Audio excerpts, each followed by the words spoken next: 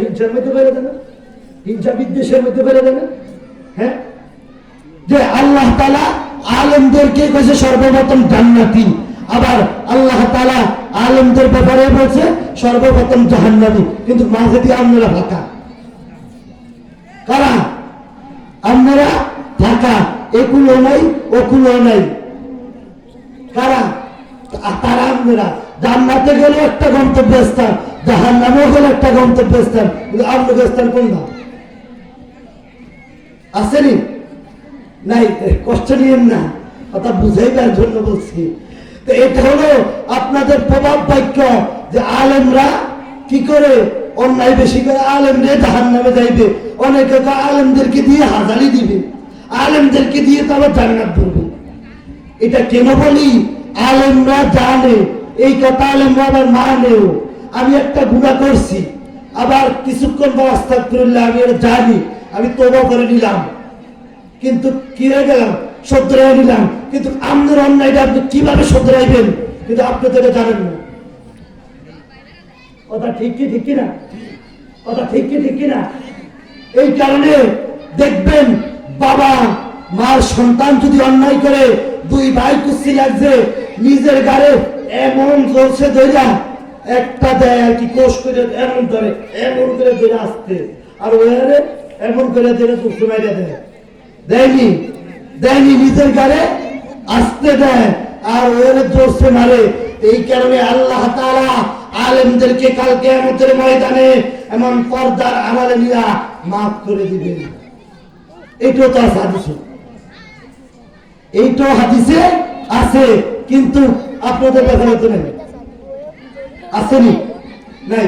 সেটা এই কথা বলি না, আমরা সকলেই জান্নাতি, আমরা সকলেই কি জান্নাতি। আল্লাহ তাআলা মুমিনদের জন্য তো বানাইছে জান্নাত, আর মুমিনদের জন্য বানাইছে কি? জান্নাতুল ফেরদাউস। কাফেরদের জন্য বানাইছে জাহান্নাম। আল্লাহ তাআলা কসম কাটলেন, বিন্দু পরিমাণ তাদের জান্নাতের ভিতরে জায়গা হবে না। কি হবে না? জান্নাতের ভিতরে জায়গা হবে না, কিন্তু মুমিনদের হবে। কাফেরদের হবে না, কাফেরদেরকে দুনিয়ার জমিনে আল্লাহ খাওয়ায় নিবেন। এই কারণে আল্লাহ তাআলা আমাদেরকে দুনিয়াতে আসার পরে কিছু দিক নির্দেশনা আছে না? আসেনি? আসেনি? মানুষের কিছু শিশন আসেনি? আল্লাহকে পাইতে হলে কমপক্ষে আপনি কোরআনটা সুন্দর করে পড়তে হবে। আপনি কমপক্ষে যদি আপনি হেদায়েতুন নাও পর্যন্ত পড়া যায়, বেশি পড়া লাগবে না, অল্প আমলে নাজাতের জন্য যথেষ্ট। খায়রুকুম মান তাআল্লামাল কুরআনা ওয়া আল্লামা। অল্প আমলে যদি কোরআন শিখে অল্প আমল করতে পারেন, আপনার জন্য যথেষ্ট হবে। আর আপনি যদি কোরআন হাদিস না পড়ে যদি আমল করেন, তাহলে এক ব্যক্তি জাইন না আমল করা, এক ব্যক্তি না জাইন না করে, দোনোটা কি সমান? দোনোটা কি সমান? একজনে মুখস্থ গাড়ি চালায়, আরেকজনে দেইকে দেইকে চালায়, দোনোটা কি সমান হবে? একজনে সাইকেল চালায়, তার দ্রুত চালায়, কিন্তু কোনো অ্যাক্সিডেন্ট হয় না, আরেকজনে আস্তে চালাইলে অ্যাক্সিডেন্ট হয়। তাহলে ওই ট্রেনিংটা দিয়েছে, এই কারণে তার অ্যাক্সিডেন্ট নাই। আর আপনি ট্রেনিং না দিয়ে চালান শুরু করছেন, আপনার অ্যাক্সিডেন্টের ভয় আছে? আছে কি নাই? আছে কি? আছে।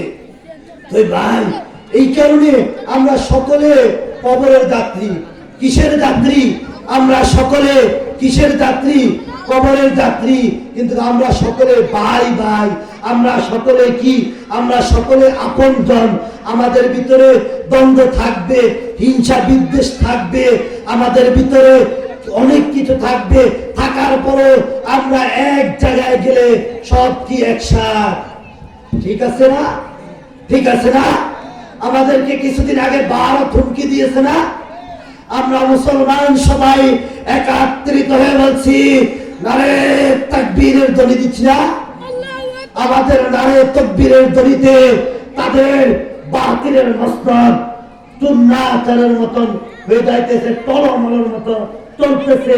মুসলমানের নারে তাকবীরের ধ্বনি, বাতিলের লক্ষ কোটি যদি অস্ত্র থাকে, মুসলমানের ইমানের ধ্বনির খেলা ওই বাতিল সব দুরিশ্বাত হয়ে যায়। ঠিক কি না? কালিমার এত শক্তি, এত পাওয়ার, এটা দিল কে? এটা দিল কে? আপনি এখনো কালিমার পাল্লায় যদি এক তলায় দেন, আপনি যদি 7 তবক আসমান 7 তবক জমিন যদি এক তলায় দেওয়া হয়, কালিমার পাল্লা বাড়ি হবে। কি হবে? কালিমার পাল্লা বাড়ি হবে। এই কালিমার পাল্লা যদি বাড়ি হয়, আজকে যদি আমরা বাতিল যদি তারা দুনিয়ার অস্ত্র বানায়, আমাদের অস্ত্র হলো, হাতিয়ার হলো আমাদের কালিমা আর কোরআন আর হাদিস, এতে হলো আমাদের অস্ত্র। কিন্তু আমরা ফিলিস্তিনে কিছু সাহায্য করতে পারবো না, কিছুই করতে পারবো না। গেছে রমজানে আমাদের মুসলমান ভাইদেরকে দিয়া শিক্ষা বানিয়ে খাইছে, ইফতার করছে, সেহরি খাইছে। কারা? লাল কুত্তার বাচ্চারা, ইহুদির বাচ্চারা ইফতার করছে মুসলমানদেরকে দিয়া। কিন্তু আমি তাদেরকে সাবধান বলতেছি যে আমরা তো কিছু দিতে পারবে না। আমরা এই বাংলার জমিনে কি করতে হবে? অস্ত্র তৈরি করতে হবে। অস্ত্র হলো হাফেজ, আলেম, শরীয়তের মাসলা মাসাইল জানা, এটার নামে হলো অস্ত্র। কিন্তু আপনি ফিলিস্তিনে দিতে পারেন না। আপনি মাদ্রাসা দিলে আপনার সব হবে, আপনি যদি মসজিদে দেন সব হবে, আপনি এতিম পোলাপাইনদেরকে দিবেন, আপনি যদি এতিমদেরকে দেন, হাফেজ আলেম আপনার উসুলা যদি হয়, আপনি ওই সব পাইবেন। ঠিক কি না? ওই সব পাবেন। আমরা তো কিছু দিতে পারবো না। এই কারণে আমরা অস্ত্র হব কি দিয়ে?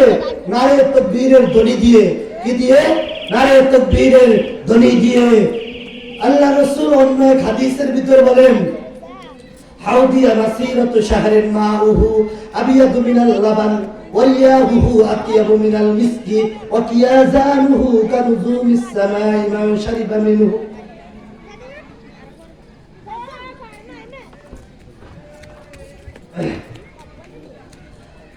আচ্ছা, যাই হোক, এই হাদিসটার কথা কয়ে শেষ করে দিব। আমার সময় শেষ, অনেক কিছু আর দরকার নেই। হাউদিয়া মাসিরাতু শাহরিন মাউহু আবিয়াদু মিনাল লাবান ওয়ালিয়াহুহু আতিয়াবু মিনাল মিসকি ওয়া কিয়াজানুহু কানুজুমিস সামাই মান শারিবা মিনহু মা লাবিসা মিনহু। যেমন আল্লাহ রাসূল এই হাদিসের ভিতরে বর্ণনা করেন যে কাল কিয়ামতের ময়দানে আল্লাহ রাসূল সকলকে হাউজে কাউসারের পানি পান করাইবেন। কি করাইবেন? হাউজে কাউসারের পানি পান করাইবেন। কিন্তু আল্লাহ রাসূল যখন হাউজে কাউসারের পানি পান করাইবেন, একদল লোকদেরকে ফেরেশতারা ধরে রাখবেন। তাদেরকে একদল লোকদেরকে ফেরেশতারা যখন ধরে রাখবেন, আল্লাহ রাসূল বলবে, ও আমার ফেরেশতারা, ওরা কারা? তোমরা তাদেরকে কেন ধরে রাখলা? তোমরা তাদেরকে কেন ধরে রাখলা? তোমরা তাদেরকে কেন পানি পান করতে দাও না? আর ফেরেশতারা বলবে, ওগো আল্লাহ রাসূল, ওরাই হলেন কারা? ওরাই হলেন, অন্য হাদিসে আবার বলেন, ইন্না বাইনা ইয়াদা ইসাতি কাযাবিনা ফাহযারুহুম। মুসলিম শরীফের হাদিস, সহিহ মুসলিম। ওরাই হলেন তারা, দুনিয়াতে ওরা যায়া কি করলো?